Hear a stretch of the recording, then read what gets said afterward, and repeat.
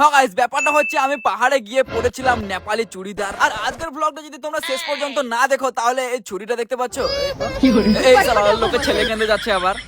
Guys, আমি গিয়েছিলাম দার্জিলিং, আর সেখানে সারাদিন ঘোরাফেরা করার পর বিকেল বেলায় আমরা এরকম একটা জায়গায় চলে গেলাম। আর এখানে একটা কাকাকে বললাম, কাকা আমাকে একটা নেপালি চুড়িদার পরিয়ে দাও। না, মেয়েদের নয়, ছেলেদেরই বটে। হয়তো তারপর কাকা আমাকে জড়িয়ে ধরে বললো very very I love you. তো ঠিকই আছে, তারপর আবার টুপি পরিয়ে মালাও পরিয়ে দিল। ও কাকা লেট করছো কেন, তাড়াতাড়ি করো। ও মাই গড, আবার ছুরি। তো যাই হোক গাইস, আমি এখন পুরোপুরি ভাবে রেডি। কেমন লাগছে অবশ্যই কমেন্ট করে দিও। আর এই ভিডিওটা দেখার পরেও যদি তুমি আমাকে ফলো না করো তাহলে দেখতে পাচ্ছ এটা এই সালা লোকের ছেলে কেঁদে যাচ্ছে। থাক, ছেড়ে দিলাম। তো যাই হোক গাইস, এখানে জায়গাটা ছিল অনেক অনেক সুন্দর। আর আমরা এতটাই উপরে ছিলাম যে মেঘগুলো আমাদের থেকে নিচে। আর এই পাহাড়ের উপরে দাঁড়িয়ে আমার কেমন জানি গান করতে ইচ্ছা হলো। সব ছেড়ে আমিও চলে যাব, তখন বলবে এই ছেলেটা চলে গেছে ভালো। না গাইস, এই গানটা মানাচ্ছে না চুড়িদারটার সাথে। চলো অন্য একটা গান করি।